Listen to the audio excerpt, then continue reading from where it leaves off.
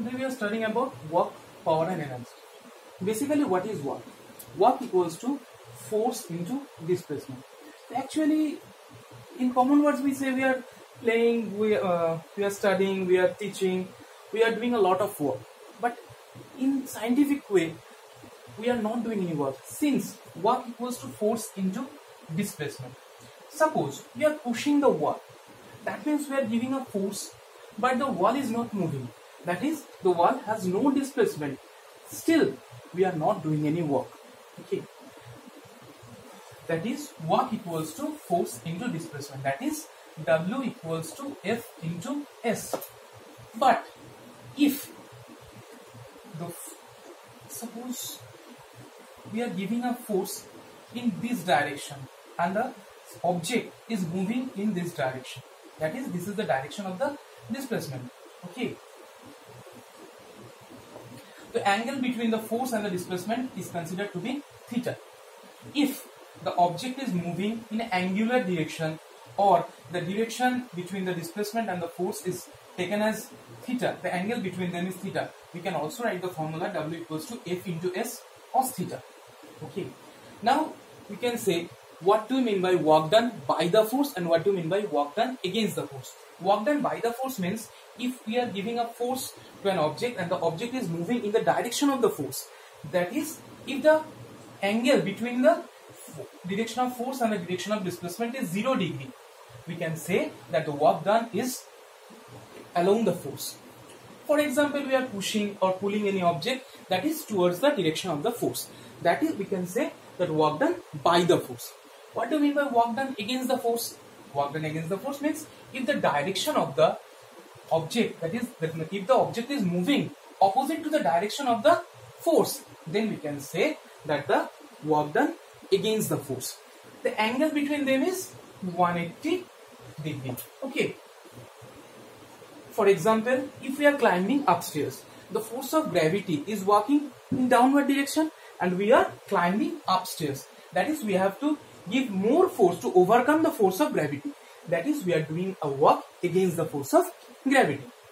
What do you mean by no work force? No work force. If displacement equals to 0, force cannot be 0 because we are applying a force. If displacement is 0, therefore work done equals to F into S, where S is considered as displacement. Therefore F into 0, that is 0. That is no work force. Okay. And if the angle between the direction of the movement of the object and the direction of the force is perpendicular, that is 90 degree. Therefore, we can say F into S cos theta means F into S into cos of 90 degree. And we know the value of cos 90 is 0. Therefore, F into S into 0 equals to 0. So, these are the two conditions for no work force.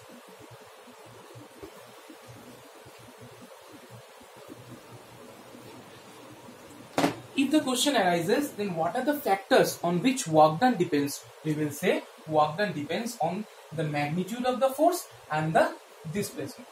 Suppose a body is moving in a circular manner. We are applying a force, and it is also moving a certain distance. So will there be any work done? Will there be any work done? No. Since the displacement is 0. That is, if the starting point and the finishing point or the ending point is same, we consider displacement to be 0. Therefore, for a circular path, the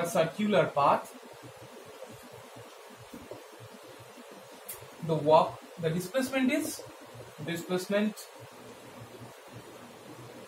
is 0. Therefore, the work done will be 0.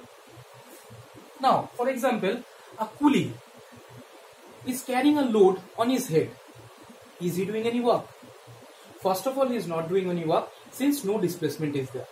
And now the second question arises, if the coolie moves with a load on his head, then if he is doing any work, suppose the force is acting, that is the force of gravity is acting in downward direction and the coolie is moving in this direction.